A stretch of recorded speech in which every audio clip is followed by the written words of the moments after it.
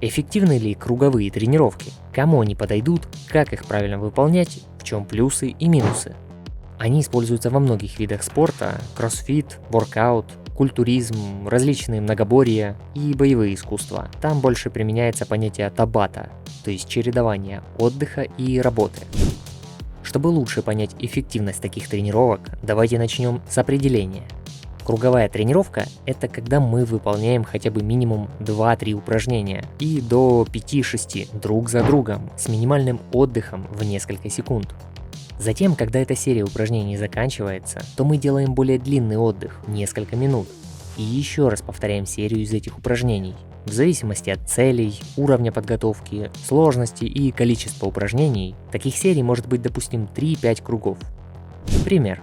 Возьмем такие упражнения для круга: подтягивания, отжимания на брусьях, приседания и прокачка пресса на брусьях или турнике.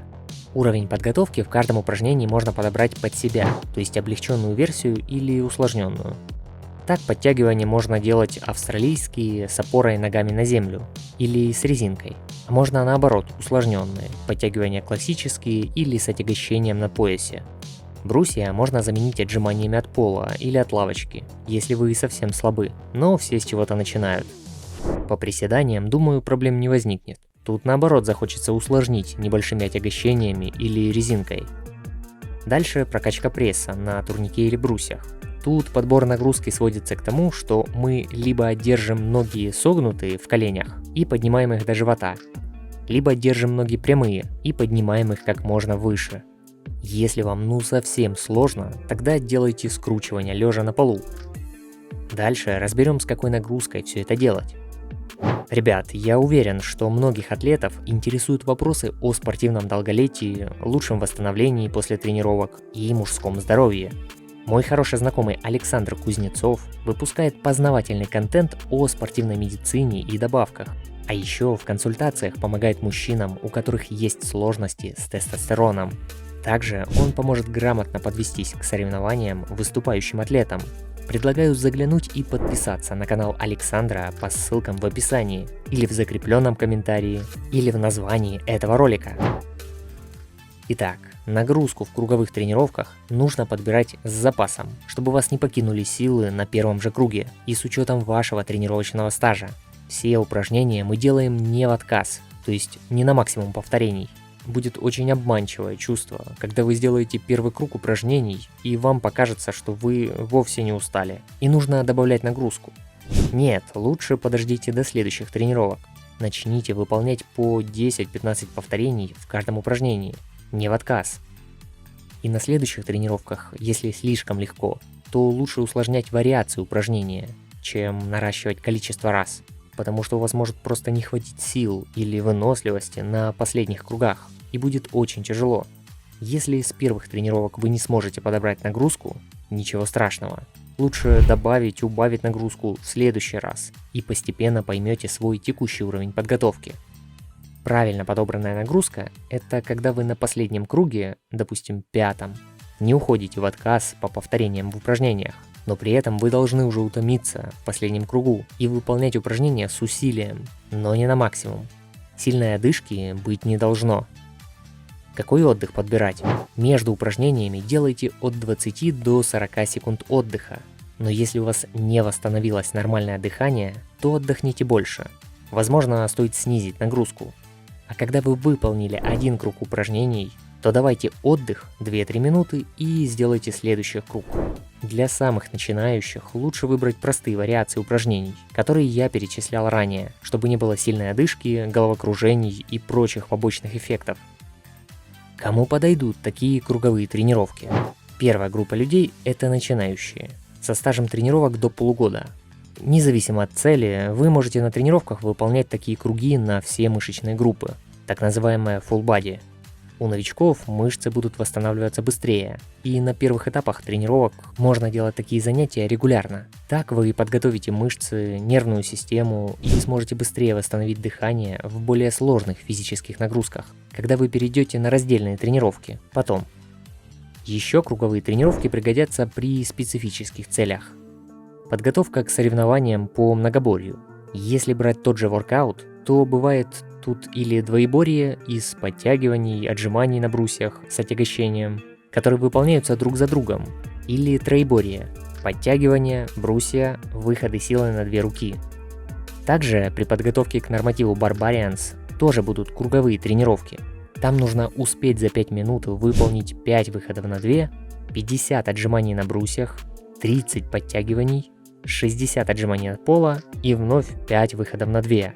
Последовательность как указано. Нужно вложиться до 5 минут, 1 кадр без монтажа и выполнить все это в хорошем качестве. Во время выполнения этого норматива нельзя слазить со снаряда. Руки разгибаются полностью, минимум раскачек и читинга. Отдых можно, когда закончили одно из упражнений. Учитывая время 5 минут, особо отдыхать и некогда. Но это, конечно, экстремальный подход к круговым тренировкам и подойдут только для среднего и выше среднего уровня, когда вы тренируетесь несколько лет. Да и по поводу разгибания локтей, лучше для сохранения суставов их немного недоразгибать, если делаете такие тренировки часто. Начинать подготовку к этому нормативу можно, выполняя круги упражнений с меньшим количеством раз. Снизьте нагрузку в 2-3 раза и делайте несколько кругов. Дальше увеличивайте постепенно количество. Еще такой тип тренировок применяется в CrossFit. Там всегда делаются упражнения, которые выполняются друг за другом. Дальше разберем плюсы и минусы таких занятий.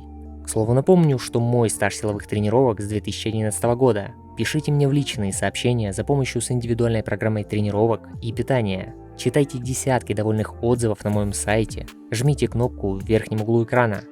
А также за символическую поддержку донатом на удобную сумму я отправлю вам свою книгу. Там ошибки в тренировках, рацион питания и большой материал по увеличению подтягиваний. Ссылки оставлю в закрепленном комментарии под видео или жми кнопку в углу экрана. В чем плюсы таких круговых тренировок? Экономия времени и лучшее восстановление. То есть, если бы вы делали те же объемы нагрузки, но отдельно, по подходам, например, сначала 5 подходов подтягиваний, потом 5 подходов отжиманий, то вам пришлось бы больше отдыхать между подходами и восстанавливать силы. Общее время в круговых тренировках снижается. Мышцы чередуются, пока отдыхают утомившиеся. За тот же, например, час тренировки по подходам вы успеете сделать меньше нагрузку. Еще один плюс – более частая проработка мышц. Но тут и встает вопрос восстановления. Начинающим это будет проще, мышцы еще не привыкли. И со временем отдыхать нужно больше дней и разделять тренировки. В чем минусы? Сложно сконцентрироваться на одном навыке и добиться лучшего результата. Идет расфокусировка внимания, может портиться техника. Если бы вы тренировали в отдельные дни 2-3 разных движения, доходя до отказа, повышая нагрузку в классических подходах, то добились бы больших результатов в конкретных упражнениях, чем если при тренировках круговых. Частые ошибки в круговых тренировках, когда люди делают с плохой техникой, лишь бы сделать количество. Например, многие желающие похудеть часто в ущерб здоровью выполняют круговые тренировки, а потом у них травмируются локти, плечи, колени, и они навсегда забрасывают спорт. Поэтому первоочередная в круговых тренировках – это техника выполнения, которая должна быть безопасная хоть в первом, хоть в последнем круге упражнений. И, ребят, если вы хотите обсудить и решить свой вопрос по тренировкам, предложу вам присоединиться в наш чат атлетов между более 5000 спортсменов в телеграм-группе. Там же вы найдете и мои статьи с разбором полезных тем в тренировках. Ссылка на телеграм в закрепленном комментарии или жмите кнопку в углу экрана. Как вы относитесь к эффективности круговых тренировок? Что уже пробовали на себе? И какие успехи? Обсудить можно в комментариях.